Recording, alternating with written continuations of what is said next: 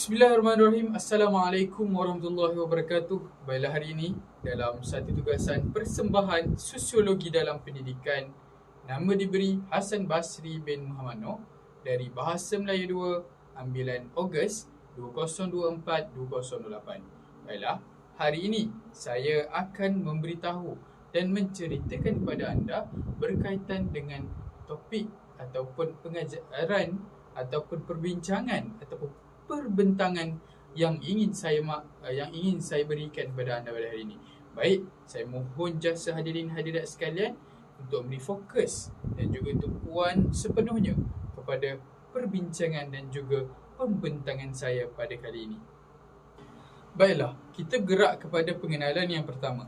Pengenalan transformasi pendidikan negara merujuk kepada perubahan menyeluruh dalam sistem pendidikan Malaysia bagi meningkatkan kualiti, keberkesanan dan relevansi pembelajaran selaras dengan keperluan semasa.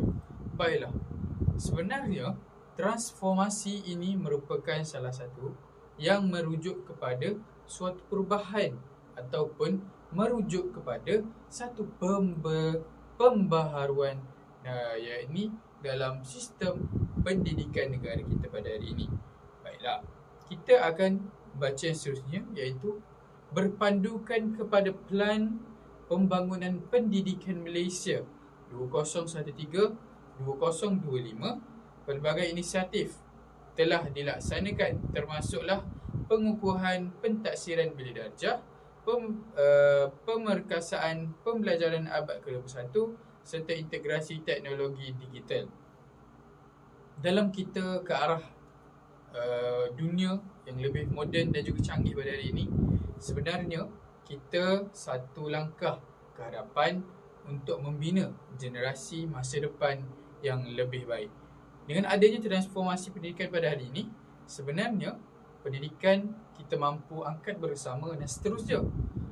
Transformasi ini membantu para guru, ibu bapa dan juga murid-murid ke arah membina tamadun yang lebih baik serta mampu memberikan pembelajaran secara lebih mudah dan juga secara lebih inklusif. Seiring dengan perkembangan pendidikan masa kini, sistem pendidikan semakin beralih kepada pendekatan yang lebih fleksibel, berpusatkan murid dan berasaskan teknologi, termasuklah penggunaan platform digital serta penerapan kecerdasan buatan ataupun AI lah pada hari ini. Dan sebenarnya AI ini digunakan secara meluas pada hari ini, dan perubahan ini sebenarnya mencerminkan usaha berterusan negara dalam melahirkan generasi berdaya saing, berkemahiran tinggi dan mampu menghadapi cabaran global. Baiklah, jadi dunia pada hari ini memerlukan transformasi pendidikan yang lebih baik. Kalau kita lihat pada hari ini, banyak negara ataupun penuh dengan satu sistem yang baru, iaitu ramai ataupun banyak negara yang pada hari ini menghapuskan sistem peperiksaan yang ada di dunia pada hari ini. Jadi ini merupakan satu transformasi pendidikan yang telah dilaksanakan oleh negara-negara pada hari ini. Dan sebenarnya transformasi pendidikan ataupun transformasi negara ini merupakan satu idea, pemikiran idealis ataupun salah satu pemikiran bernas oleh pemimpin-pemimpin dan akhirnya pemimpin-pemimpin dan juga orang-orang hebat seperti golongan bangsawan dan juga golongan yang berfikiran kritis ini, mereka berfikir untuk membangunkan negara.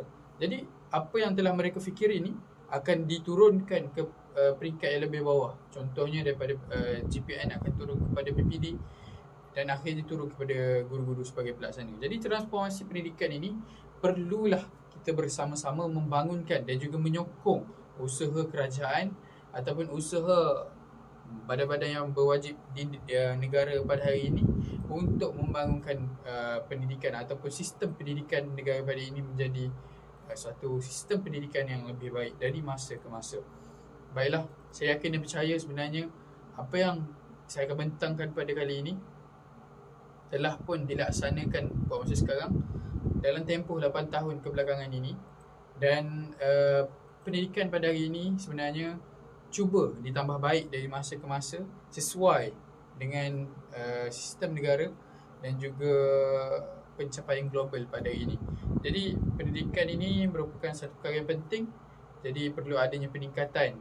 Dan kalau kita lihat pada hari ini, kerajaan banyak memberikan ataupun menyalurkan kewangan ataupun duit kepada sekolah-sekolah. Kerana apa? Pendidikan itu penting kepada dunia. Jadi ayo kita lihat tajuk perbincangan kita pada kali ini. Tajuk perbincangan pada kali ini ialah bincangkan dan buat penilaian tentang 3 transformasi pendidikan negara. Jadi ayo kita sama-sama telusuri apa yang kita akan belajar dalam pembelajaran pada kali ini. Berikut merupakan 3 transformasi pendidikan yang saya senaraikan pada kali ini. Yang pertama, transformasi digital pendidikan. Hal ini akan membangunkan dari sudut teknologi seperti kecerdasan buatan dan juga internet. Yang kedua, pengukuhan pendidikan dan pendidikan inklusif dan kesaksamaan. Ini merupakan salah satu langkah untuk mengukuhkan lagi pendidikan inklusif yang ada dan yang telah ditanamkan oleh pihak kerajaan terdahulu pada hari ini. Yang ketiga, yang terakhir saya akan bincangkan, iaitu pentaksiran bilik darjah yang pada hari ini dibangunkan lebih baik dari masa ke masa, iaitu salah satu daripada PBS ataupun pentaksiran berasaskan sekolah. Jadi ayo kita lihat satu persatu berdasarkan apa yang saya ingin bentangkan pada kali ini. Jadi jangan lupa untuk sama-sama kita telusuri dan hayati bersama-sama. Ayo. Baiklah, transformasi digital pendidikan yang pertama, iaitu merupakan salah satu dasar ataupun salah satu transformasi pendidikan yang dibangunkan berdasarkan dasar pendidikan digital yang ada pada hari ini dan juga rancangan pendidikan Malaysia 2026-2035 yang baru saja dirancang dan merupakan salah satu cara ataupun pelaksanaan yang baru saja dilakukan di negara pada kali ini. Jadi transformasi digital pendidikan ini bertujuan melahirkan generasi fasih digital melalui integrasi teknologi, AI dan juga internet berkelajuan tinggi. Jadi melalui transformasi digital pendidikan ini, sebenarnya ia merupakan salah satu cara untuk kita mendekatkan diri kita kepada teknologi yang ada pada hari ini, dan dari masa ke masa kita akan membangunkan teknologi untuk menjadi lebih maju dari masa ke semasa. Yang seterusnya ialah memastikan kesamarataan akses, beralih dari kaedah tradisional ke hybrid dan juga inovatif. Jadi bila kita sebut tentang kesamarataan akses, ini ada dalam orang kata salah satu rancangan pendidikan di Malaysia yang dibangunkan, iaitu akses, dan kita ingin memastikan ataupun kita cuba menjadikan ia ke arah zero, iaitu ke arah kosong yang tidak mempunyai akses. Dan kita cuba untuk memastikan membantu murid-murid untuk sama-sama mendapat akses supaya pembelajaran ini dirasai bersama dan juga keberkesanannya mampu kita maksimumkan dari masa ke semasa.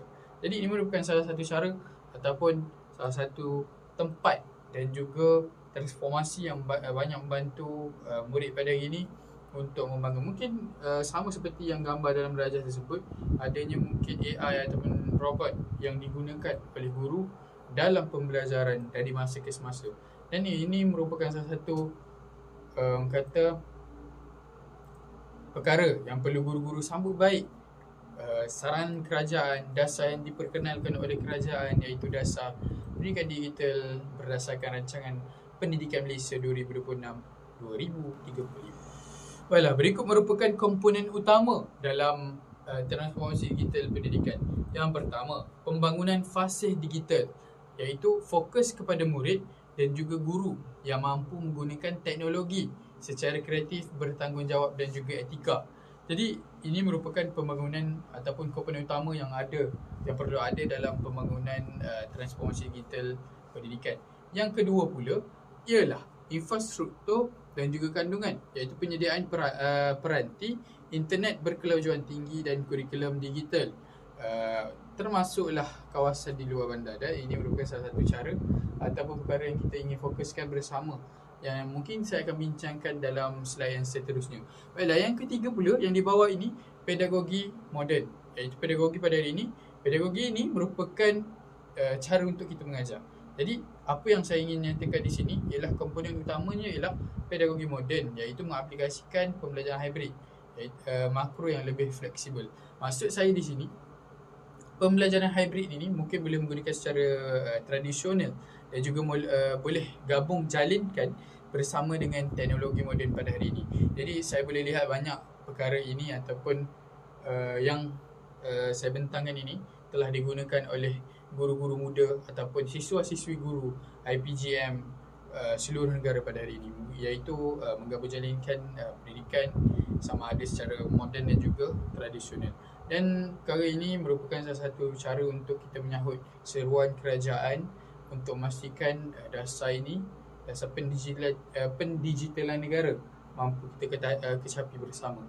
Yang terakhir pula ialah kepimpinan digital. Apa itu yang saya maksudkan dalam kepimpinan digital ini ialah memperkasakan pemimpin sekolah sebagai penggerak utama perubahan. Maksud saya di sini mungkinlah guru besar sebagai satu salah satu cara ataupun seorang yang mampu untuk menjadi perubahan ataupun ejen kepada penyuntik perubahan dalam pendidikan ataupun pendigitalan di sekolah. Jadi saya suka untuk saya kongsikan bersama sewaktu saya PBS di sekolah PBS yang pertama pada tahun lepas. Guru besar di sekolah tersebut suka untuk berkongsi dengan kami berkenaan dengan pendigitalan masa kini. Mungkin kita nampak agak mudah, iaitu mungkin mendapatkan sijil AI ataupun sijil digital teknologi, tapi itu merupakan salah satu perkara ataupun pencapaian yang perlu setiap guru cuba dan juga perlu mereka capai bersama. Jadi dengan adanya teknologi pada ini, saya yakin dan percaya bahawa pendidikan mampu ditingkatkan bersama dan akhirnya mampu memberikan ataupun kita cubalah memberi akses kepada seluruh murid yang ada di Malaysia demi pendidikan masa depan. Baiklah, yang seterusnya, memastikan kesediaan infrastruktur yang saksama terutama di luar bandar serta perubahan minda pendidik. Itu merupakan cabaran utama dalam kita memastikan adanya satu perubahan terhadap pendigitalan negara. Jadi, apa sebenarnya hala tuju kita dalam memastikan pendidikan kita maksimumkan bersama, iaitu memenuhi tuntutan revolusi perindustrian keempat, iaitu IR 4.0, iaitu Industry Revolution, dan melahirkan mereka bentuk teknologi yang ada pada hari ini. Jadi itu merupakan hala tuju yang telah ditetapkan oleh negara pada hari ini.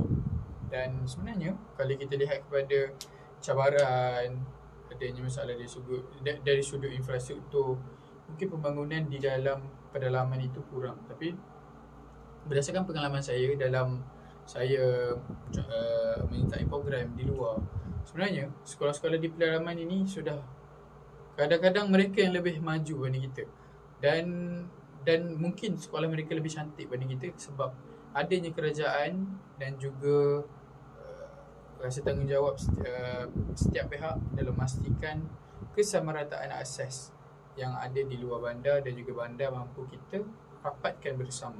Jadi perlu juga ada perubahan terhadap minda pendidik. Mungkin guru-guru lama kita akan suka sikit untuk menarik minat mereka ke arah ataupun menarik mereka untuk menggunakan teknologi semaksimum yang mungkin. Tapi tak mengapa, itulah generasi muda yang mampu membangunkan dan juga menerima perubahan-perubahan yang ada pada hari ini. Jadi seterusnya kita akan bergerak kepada transformasi pendidikan yang seterusnya. Kedua, pengukuhan pendidikan inklusif dan kesaksamaan. Pengukuhan pendidikan inklusif di Malaysia bertujuan memastikan kesaksamaan akses pendidikan bagi murid berkeperluan khas MBK untuk belajar bersama murid arus perdana. Jadi pendekatan ini yang disokong oleh Garis Panduan Program Pendidikan Inklusif MBK 2018. Jadi PPPM 2013-2025 ini dan Dasar Kebangsaan membolehkan MBK mendapat sokongan yang diperlukan bagi memaksimalkan potensi mereka dalam persekitaran pembelajaran yang sama sekaligus merapatkan jurang ketidaksamaan. Jadi saya pada cerita berkenaan dengan pendidikan inklusif ini. Saya telah ditugaskan ataupun diberi peluang untuk melaksanakan PBS saya di sekolah kebangsaan Seri Budiman 2. Jadi merupakan salah satu sekolah yang menerima pelajar PKI yang ramai.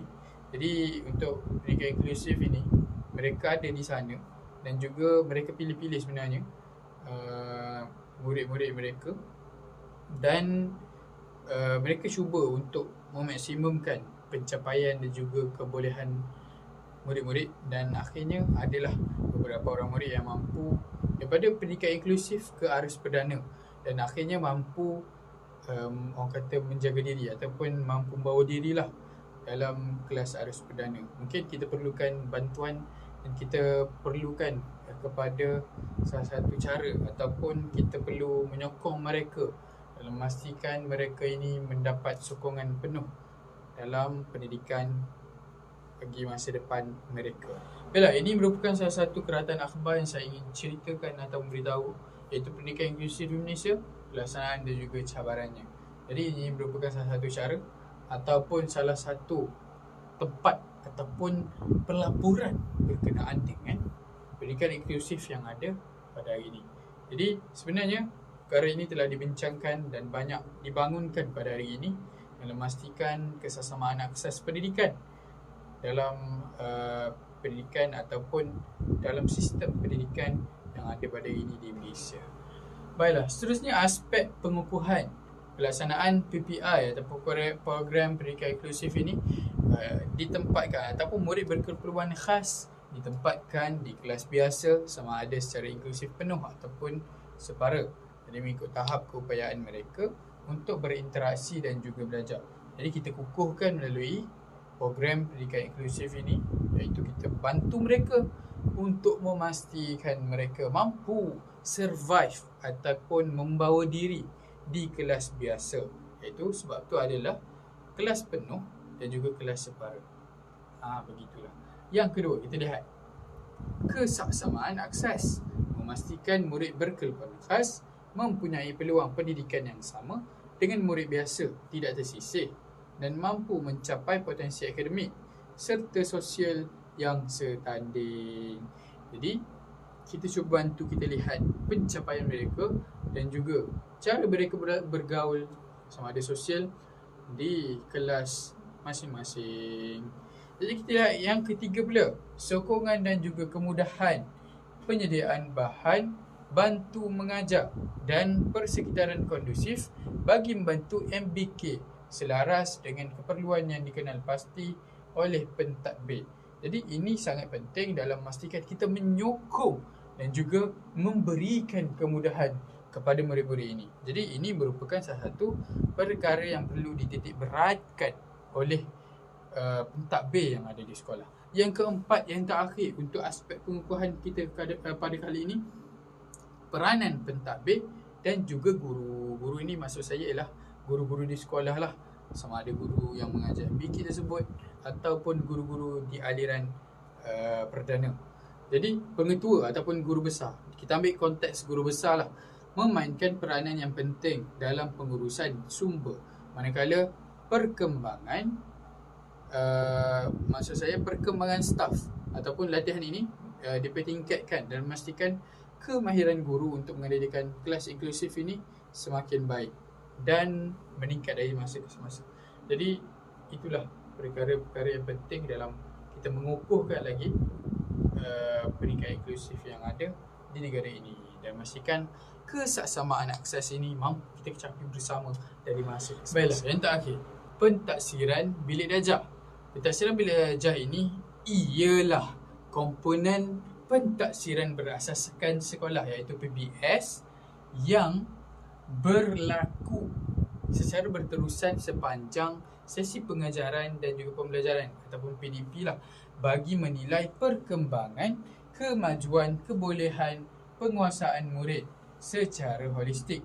Ia meliputi formatif dan sumatif. Formatif ni apa?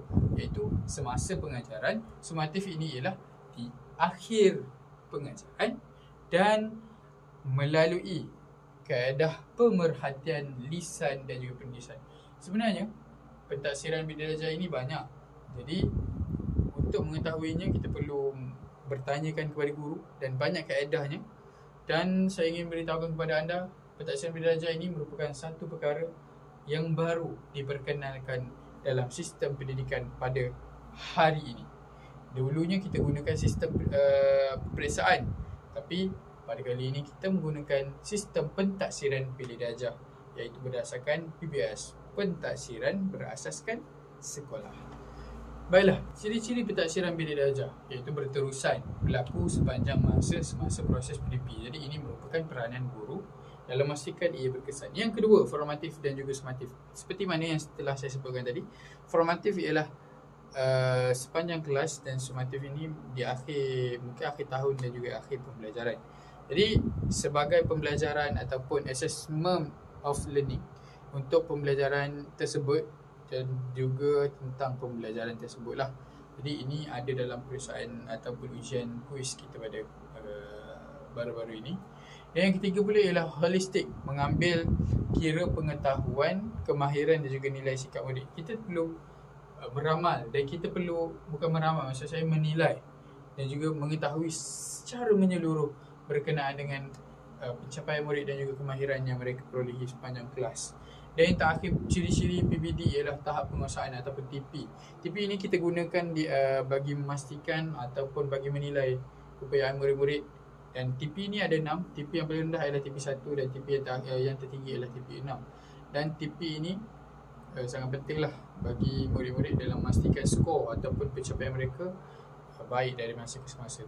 Dan sebenarnya ciri-ciri PBD ini sangatlah penting dalam memastikan integriti dan juga pembangunan pendidikan pada hari ini dibangunkan bersama dan memastikan apa yang kita capai pada hari ini mampu kita terus bangunkan demi pendidikan pada hari ini. Baiklah, kaedah pentafsiran sebenarnya ada banyak, tapi ini merupakan komponen utama yang boleh dibangunkan ataupun boleh digunakan oleh guru pada hari ini. Yang pertama, pemerhatian. Pemerhatian merupakan cara dia ialah tingkah laku, amalan dan juga sikap murid lah. Jadi guru perlu memerhatikan gerak-geri murid dan cara mereka belajar, sama ada mereka faham atau tidak. Dan mungkin kita boleh gunakan emoji. Sama ada kita tanya murid faham atau tidak, mereka akan angkat sama ada emoji senyum ataupun masam. Dan kalau ini kita boleh tahulah di mana mereka ni sebenarnya faham atau tidak. Yang kedua pula ialah kaedah secara lisan, iaitu soal jawab, bacaan dan juga pembentangan. Jadi melalui kaedah lisan ini kita boleh tahu secara lebih jelas lah mereka ni faham ataupun tidak tentang apa yang kita ajarkan kepada mereka. Yang ketiga ialah penulisan, iaitu latihan, kerja projek dan juga ujian. Jadi penulisan ini kita boleh lihatkan bersama sama ada mereka difaham atau tidak melalui ujian, kerja projek ataupun latihan yang kita berikan kepada mereka. Tujuan dan juga pelaporan PBD. Tujuan yang pertama, mengenal pasti kekuatan dan kelemahan pembelajaran. Jadi melalui PBD ini, guru boleh menambah baik pembelajaran yang telah diberikan. Membantu guru menambah baik pengajaran, seperti mana yang saya sebutkan tadi. Yang ketiga, mengukur penguasaan murid terhadap kurikulum ataupun kurikulumnya ada dua lah, KSSR ataupun KSSM. KSSM ni sekolah menengah, KSSR ni sekolah rendah. Jadi melalui perkara tersebut kita tahu bahawa mereka ni kuasai tak lagi objektif pembelajaran yang telah kita tetapkan dalam pendidikan.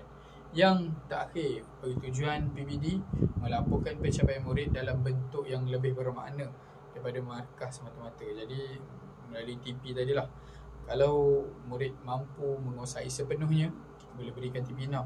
Jika mereka mungkin di tahap mengetahui semata-mata, kita berikanlah mereka TP 1. Jadi ini merupakan salah satu cara ataupun integriti yang perlu guru berikanlah dalam memastikan pendidikan pada hari ini diberikan dengan ataupun diberikan secara jujur lah dalam pendidikan hari ini. Jadi pelaporan PBD ini dilaksanakan secara berkala, iaitu pertengahan ataupun akhir tahun menggunakan template pelaporan yang orang kata disediakan. Jadi PBD ini memberikan fokus kepada perkembangan murid. PBD ini membantu mereka dalam memastikan tiada persaingan dan tiada perbandingan dan juga persaingan antara murid, dan kita memberikan fokus sepenuhnya kepada individu itu. Kesimpulannya, transformasi pendidikan masa kini memperlihatkan kepada perubahan yang menyeluruh selaras dengan perkembangan teknologi dan keperluan global pada hari ini. Sistem pendidikan tidak lagi berfokus kepada hafalan semata-mata, tetapi menekankan kemahiran abad ke-21 seperti pemikiran kritis, kreativiti, komunikasi dan kolaborasi. Jadi penggunaan teknologi digital serta integrasi kecerdasan buatan AI pada hari ini turut memperkasa kaedah pengajaran pembelajaran agar lebih intensif dan berpusatkan murid. Jadi dalam masa yang sama, peranan guru juga berubah daripada sekadar facilitator yang membimbing pembelajaran bermakna. Jadi oleh itu, usaha berterusan wajar perlu kita berikan bersama bagi memastikan semua pihak bersedia menghadapi cabaran ini, dan agar sistem pendidikan negara pada hari ini terus kekal relevan, inklusif dan mampu melahirkan generasi budaya berdaya saing di peringkat global. Dan saya rasa setakat itu saja. Saya rasa pendidikan perlu adanya transformasi, dan saya percaya transformasi ini akan terus berlaku dari masa ke semasa dan terus berlaku bagi memastikan pendidikan pada hari ini kekal relevan dan terus membangun demi anak bangsa. Jadi kita perlu percaya satu perkara, bila adanya transformasi, mesti adanya perkara yang mereka tak suka ataupun mereka bangkang tentang pembelajaran ataupun pendidikan yang ada pada hari ini. Jadi kita sebagai warga guru perlulah bersama-sama mengangkat dan juga membangunkan apa yang telah dibentangkan oleh kerajaan. Kenapa? Kerana kita ialah pelaksana yang perlu membangunkan tembok-tembok dan juga pendidikan di sekolah pada hari ini. Sekian sahaja daripada saya. Sekian, terima kasih. Semoga pengursian ini bermanfaat dan mampu membantu anda semua dalam mengetahui perkembangan semasa transformasi pendidikan yang ada pada hari ini. Jadi ingat, transformasi ini perlu berlaku dan terus berlaku. Jadi setakat itu daripada saya. Sekian, terima kasih.